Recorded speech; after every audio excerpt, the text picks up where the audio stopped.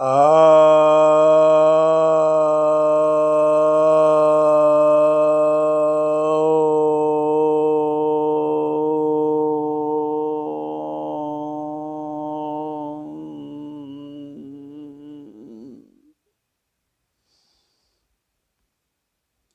भक्तजनों को सप्रेम नमन। भक्तों, आज मैं आपके समक्ष महर्षि पतंजलि द्वारा रचित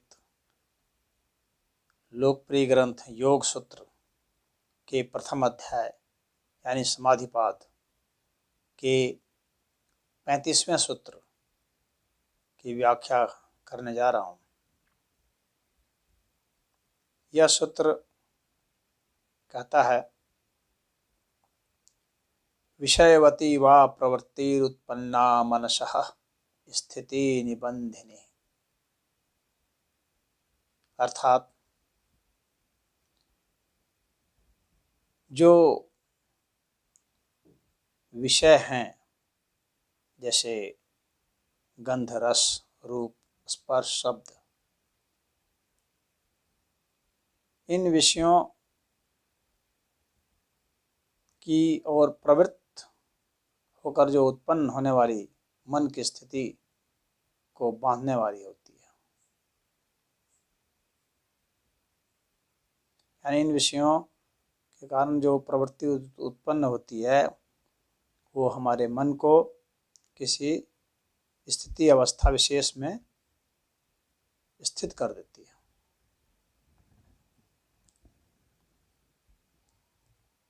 अब यह सूत्र बतला रहा है कि ये जो विषय हैं, गंध, रस, रूप, स्पर्श, शब्द और जो इनकी तन्मात्राएं होती हैं,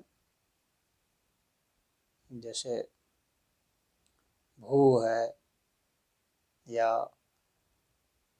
आप है यानी जल है, या तेज है, या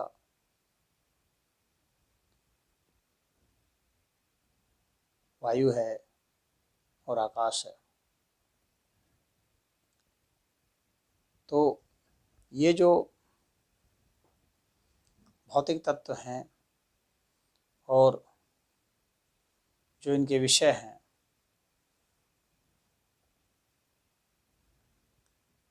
इन विषयों से जब हमारी चेतना का संबंध होता है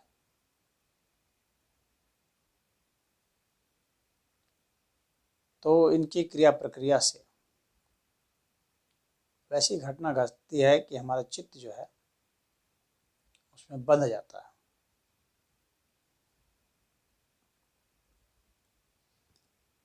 तो अब जो धारणा की जो प्रक्रिया होती है, जिसके तहत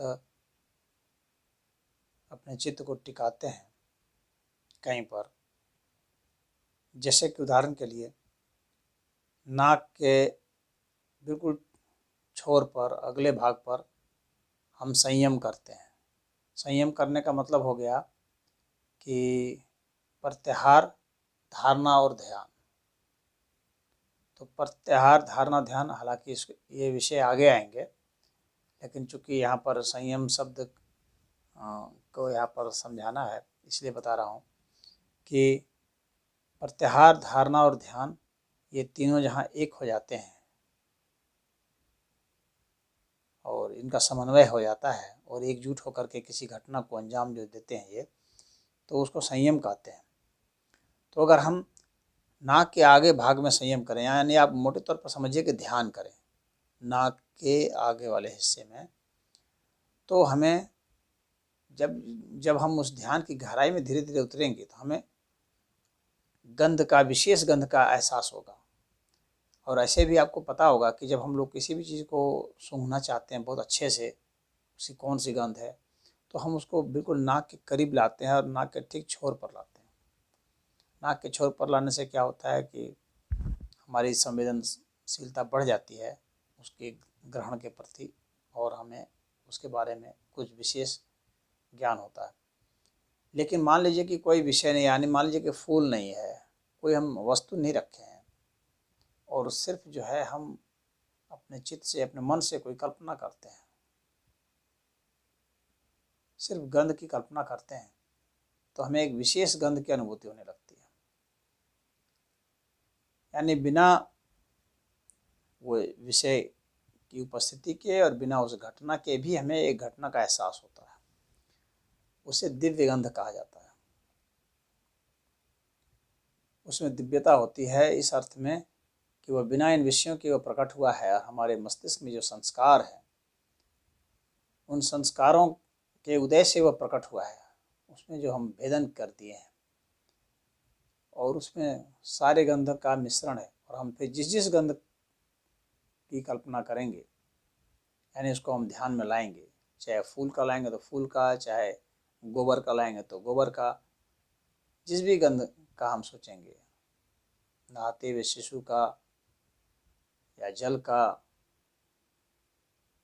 या किसी अन्य कोई गैस का, तो हमें गंध का साक्षात्कार होगा। इसको ही गंध प्रवृत्त कहते हैं। ये गंध संवित है, यानी गंध के साथ हमारे यहाँ पर बहुत गहरा लगाव है, और उसके कारण हमारा चित्त वहाँ बन गया है। लेकिन इससे क्या होता है कि हमें फोकस करने की प्रवृत्ति हमारे में आ जाती है, बहुत गहराई से उतर जाती है। अब उसी तरह से अब जीव के बिल्कुल आगे भाग में कभी कभी आप ख्याल करते होंगे कि जब आप किसी विशेषकर खट्टी चीज़ का या मीठी चीज़ का जब करते हैं तो लार जैसा निकलना शुरू होता है। तो जीभ के आगे वाले हिस्से में यदि हम संयम करते हैं, यानी ध्यान लगाते हैं, धारणा करते हैं, तो उसमें क्या होगा कि हमें रस का साक्षात्कार होगा, और वो दिव्य रस होगा। यानी उसमें रस में कई रस मिले होंगे, चाहे मीठा हो, कड़वा हो, चाहे अम्ल हो या क्षार हो या तीखा हो, तिक्त हो। तो इन सभी प्रकार के जो रस होते हैं, छह रस का हमें स्वाद मिलेगा बिना विषय के ही, यानी बिना उस वस्तु के उपलब्ध हुए। और इसके अतिरिक्त भी जो रस होते हैं, और जो रस इनसे भिन्न रस जो कि सामान्य मनुष्य महसूस करता है, इससे भिन्न भी रस होते हैं। तो उस भिन्न रस को ही यहाँ दिव्य रस कहा जाता है।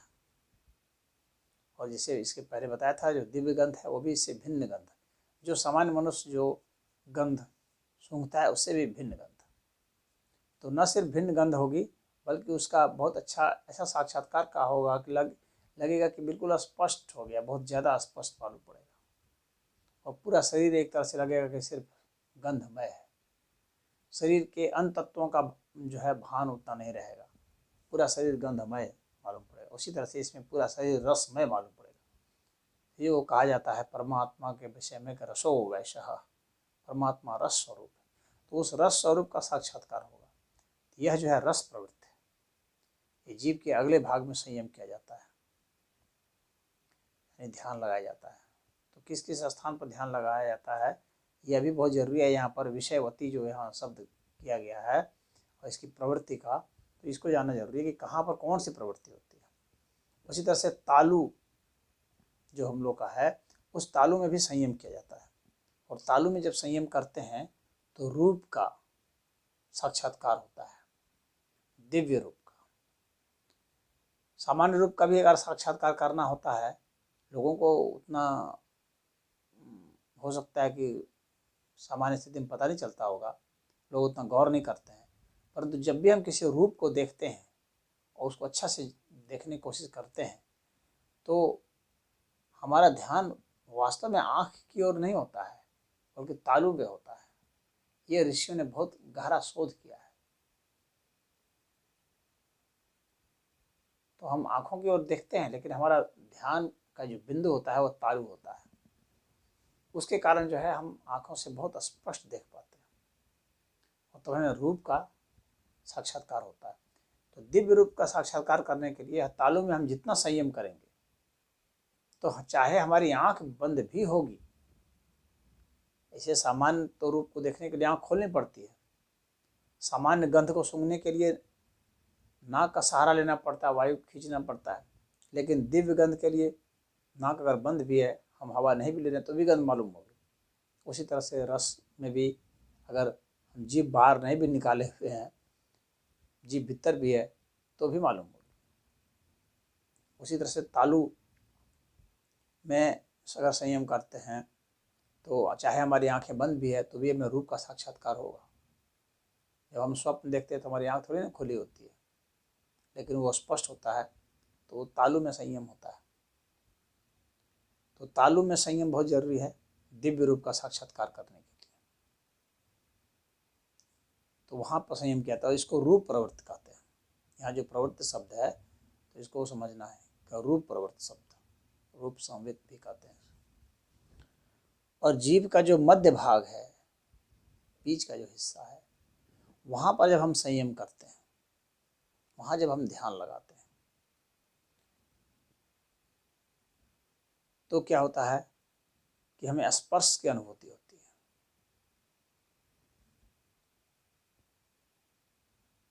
कभी अपने शरीर को स्पर्श का अनुभूति होने का थोड़ा सा प्रयोग करके देखें तो आपको पता लगेगा कि आपका दिमाग का एक हिस्सा जीभ के मध्य भाग में टिका हुआ था, तो आप अच्छा से स्पर्श को महसूस कर पा रहे थे।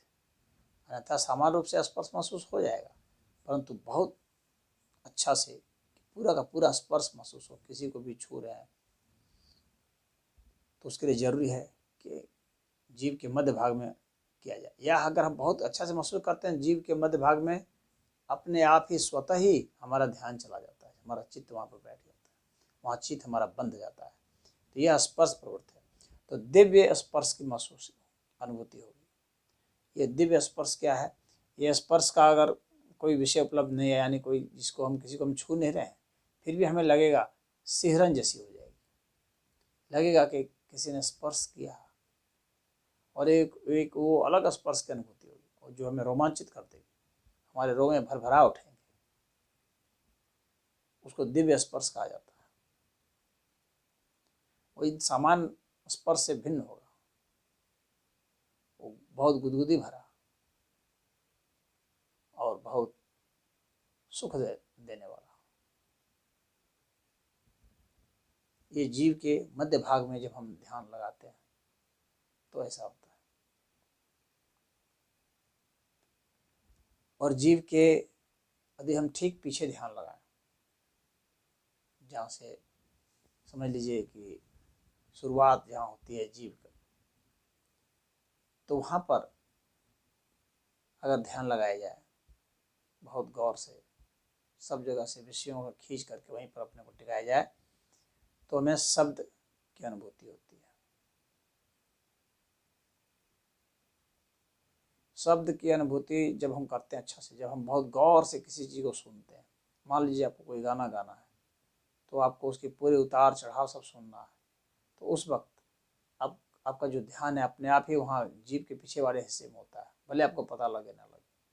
उसके थोड़ा सा सजग रहेंगे तो आपको पता लगने लगेगा कि जीभ के पिछले हिस्से में आपका ध्यान स्वतः चला गया है, तब जा कर के आप शब्दों को और ध्वनियों को अच्छा से समझ रहे हैं, पकड़ रहे हैं, अन्यथा अच्छा से नहीं पकड़ सकते। तो बहुत कंसंट्रेशन के लिए शब्दों पर तो आपको जीभ के पीछे वाले हिस्से पर संयम करना पड़ता है, वहाँ ध्यान लगाना पड़ता है। इसे शब्द प्रवृत्ति कहते हैं। और वहाँ जो है दिव्य शब्द की अनुभूति होती है। यह तो सामान्य शब्द हुए, परंतु दिव्य शब्द का मतलब वे ध्वनियाँ जो आपने अब तक सुनी नहीं है, वे ध्वनियाँ जो वहाँ बज रही हैं, इस अस्तित्व में हैं वे ध्वनियाँ। हम लोग सारी ध्वनियाँ नहीं सुनते, हम लोग के सुनने का एक रेंज है, हम लोग का हियरिंग रेंज है 20 to 20,000 हर्ट्ज है, लेकिन इससे कम और इससे ज़्यादा की ध्वनि को अगर महसूस करना है तो उसके लिए वहाँ संयम करना पड़ेगा। और तब बहुत सारी आवाज़ें जो आपके इर्द गिर्द हैं, जो आपको समान रूप से नहीं सुनाई पड़ती हैं, वे कुछ सुनाई पड़ने लग जाएंगी। इसको शब्द प्रवृत्ति कहा जाता है। तो यह जो गंध रस रूप स्पर्श शब्द, ये जो प्रवृत्तियाँ हैं, ये क्या करते हैं, हमारे मन को वहाँ बांधती हैं, चित्त को ये प्रवृत्तियाँ वहाँ बांध देती हैं, यानी हमें एक तरह से संप्रज्ञात समाधि में ले जाती है और हमें बहुत कुछ महसूस करा देती है। तो शास्त्र में जो कुछ भी बताए गए हैं, चाहे ऋषि महर्षियों ने जो उपदेश दिए हैं और साधनाओं में जो भी बताए हैं कि ये ऐसी ऐसी अनुभूति होगी, तो इसको व्यक्ति को खुद करके देखने के बाद ही उनको पता चलेगा कि ऐसा वास्तव में है या नहीं है। तो किसी भी चीज़ की जो सूक्ष्म अवस्था होती है उसको समझ लें, और वो जो समझ लीजिए कि वो अलग अलग रूप से वो प्रकट हो रहा है, क्योंकि बहुत गहराई में कहीं छिपा हुआ है और अलग अलग ढंग से प्रकट हो रहा है उसका, और फिर कहीं से मान लीजिए कि उसको हटा करके लाया गया है। तो ऐसे वस्तु को, ऐसी धारणा को, ऐसे चित्त को जब हम संयमित करते हैं तो हमें साक्षात्कार जो होता है वह साक्षात्कार संप्रज्ञात समाधि के तहत आ जाएगा। अब इसमें जितना हम गहराई में उतरेंगे उतनी सी बात है, और हमें अर्थ स्पष्ट होगा, किसी भी चीज़ का अर्थ स्पष्ट होगा, किसी भी अवस्था का, उसमें कौन सी शक्ति लग रही है, कितनी शक्ति लग रही है, कैसे शक्ति प्रकट हो रही है, कैसे उसके रूप बदल रहे हैं, कैसे रस, कैसे गंध, कैसे सब बनते हैं और बदलते हैं, इन सब चीज़ का हमें पता चलेगा। इसके लिए श्रद्धा, वीर्य, स्मृति, सब कुछ ये सब चाहिए, और यह एक दिन का काम नहीं है। बहुत धैर्यपूर्वक, स्थिरतापूर्वक इसको किया जाता है और विशेष गाइडेंस पर इसको करते हैं। तो रूप हो, चाहे स्पर्श हो, चाहे शब्द हो, चाहे रस हो, चाहे गंध हो, इन सब पर जो हम बहुत गौर से संयम करते हैं, ध्यान लगाते हैं, तो हमें संप्रज्ञात समाधि अनुभूत होती है। उसमें वितर्कानुगत संप्रज्ञात होती है, जिसमें स्थूल विषय को ग्रहण करते हैं। फिर विचारानुगत होती है, जिसमें कि और सूक्ष्म विषयों को ग्रहण कर लेते हैं, उसी के सूक्ष्म विषयों को।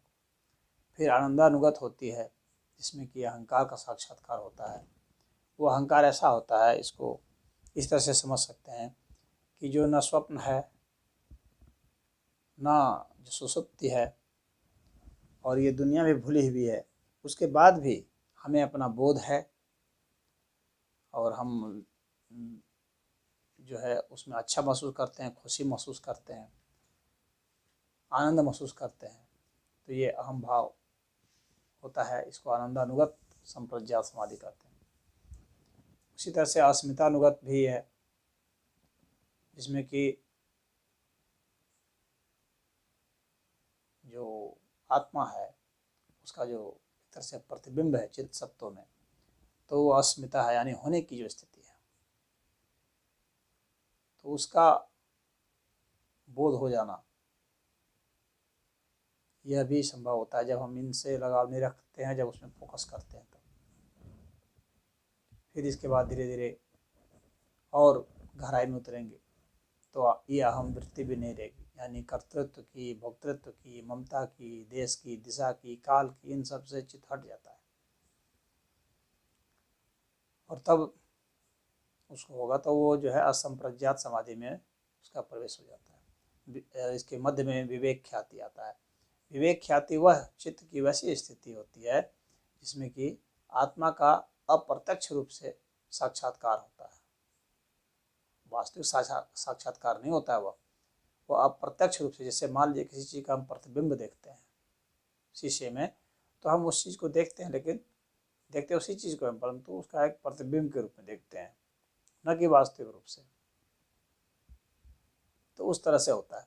तो इस विवेक ख्याति की अवस्था से आगे जाने पर असंप्रज्ञात समाधि की अवस्था हो जाती है, जैसे जैसे राग छूटते हैं, जैसे जैसे आसक्ति छूटती है, जैसे जैसे श्रद्धा हमारी बढ़ती है, जैसे जैसे हमारे साधना तप और जोर पकड़ता है, जुनून और जोर पकड़ता है, जैसे जैसे हमारे में करुण रस का उदय होता है, हमारी प्रार्थना पुकार गहरी होती है, वैसे वैसे ये सब चीज़ें प्रकट होती है।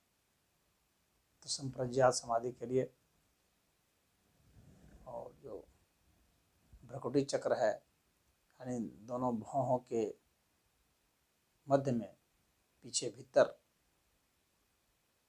जब हम ध्यान लगाते हैं तो संप्रज्ञात समाधि होती है। और असंप्रज्ञात समाधि के लिए ब्रह्मरंध्र में ध्यान लगाते हैं।